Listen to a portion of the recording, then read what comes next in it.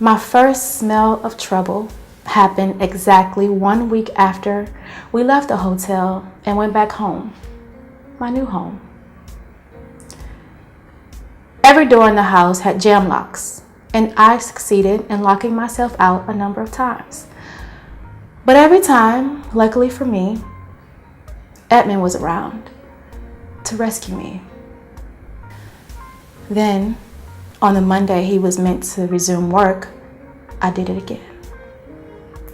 This time, we were both outside, and the key to the car and the gate and even his briefcase were inside. Long story short, it wasn't until about 10 o'clock that a neighbor succeeded in getting us a carpenter who cut through the padlock on the gate, then helped us open the door to the house. Needless to say, Edmund arrived late to work.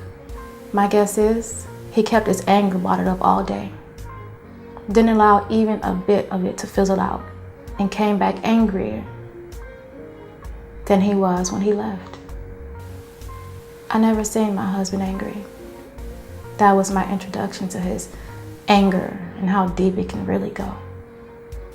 The worst was, he didn't exhibit his anger in many words, but in a stoic silence that spoke a million words. In fact, after telling me what he thought of me and my carelessness, he turned his back on me and didn't say another word. He stayed that way until help came and continued on afterwards. I moved on right after the carpenter opened the door. It couldn't have been otherwise. I'm not one to keep things in mind or dwell on offenses. I didn't know I had married the direct opposite of me.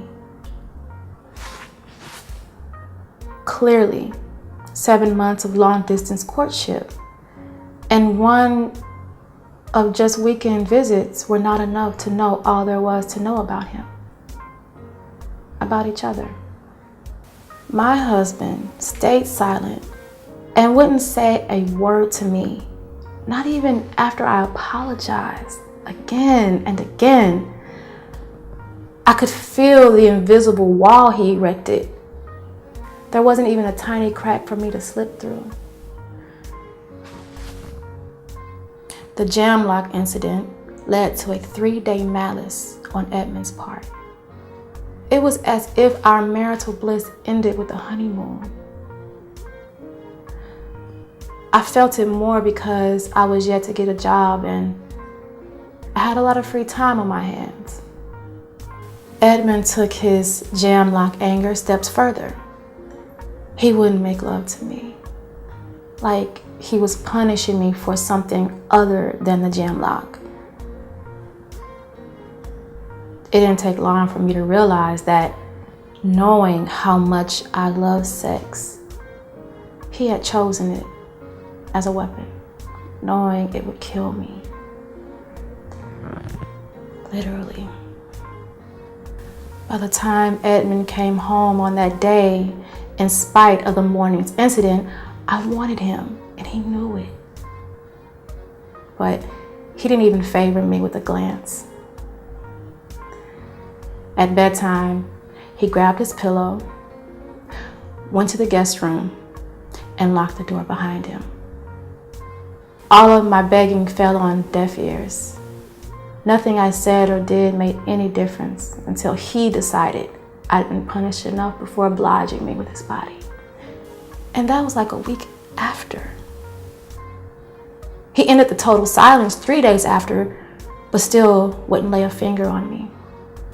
Little did I know that episode was just an introduction to what my married life would be.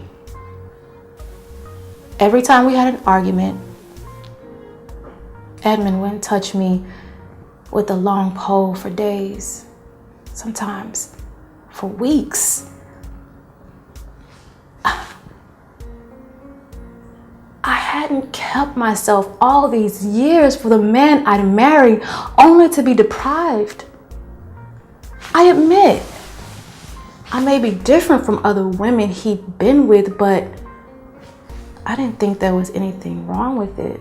I didn't think there was anything wrong with wanting to be with my husband. It is the sex you love, Nikky, not me. He told me one of those days when I told him I loved him so much, and I couldn't bear not to be with him for days. He actually laughed in my face and mocked me for being the way I am. It was so unfair. I loved my husband and figured that was the only reason I wanted to be with him regularly. Don't get me wrong. I don't deny that I love sex. I just wondered if love, marriage, and sex didn't go together. I didn't have to wonder for too long. The reality of life dawned on me soon enough. Our marriage soon fell into a pattern. Every little argument led to malice, and that meant Edmund would relocate to the guest room, lock me out, and not have anything to do with me until he decided it was time to resume being man and wife again.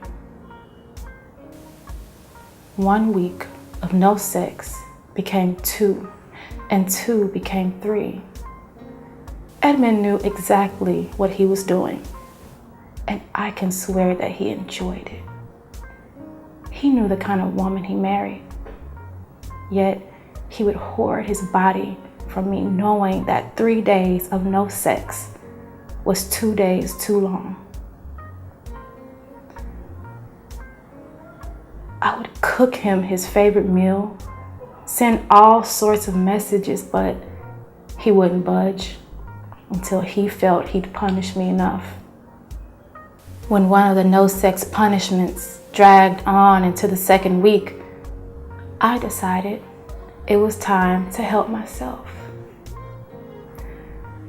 I had started to masturbate that very first time my husband relocated to the guest room. But that was no longer enough, not anywhere near enough. I couldn't bear it any longer. I wanted my husband.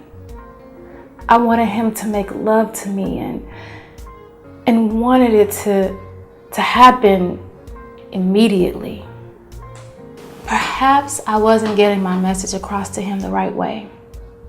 I decided to give it another shot. While he was in the bathroom, I listened for the shower to start. And as soon as I did, I undressed, got into the bathroom, and joined him in the shower. "Let's make love right here, honey," I said, running my hands over his body. He looked at me like I'd gone crazy,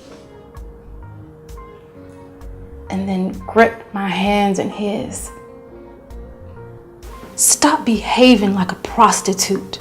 You are somebody's wife, not a prostitute. And until you stop acting like the only thing that goes on in that head of yours, how to ravage my body, I'll make sure you stay without." That said, he pushed me out of the bathroom. I could have died of shame. I crawled back into bed, went under the covers, and laid face down. I felt like crying and forced myself not to. Edmund's words kept ringing in my head. Was I truly acting like a prostitute? When he came out of the bathroom, I was sitting up in bed. He didn't even glance at me. He hurried to the wardrobe and got ready for work. I watched him dress. As I watched him, anger rose on the inside of me. Depriving me of sex, knowing how much I want you, makes you feel powerful, right? I asked him. He didn't even bother to respond. He continued doing what he was doing as if I didn't say a word. I got angrier. I almost hated him. My anger didn't stop me from wanting him. Obviously, my feelings for him didn't understand anger. My body screamed for his touch, then screamed just for a touch, anyone's touch.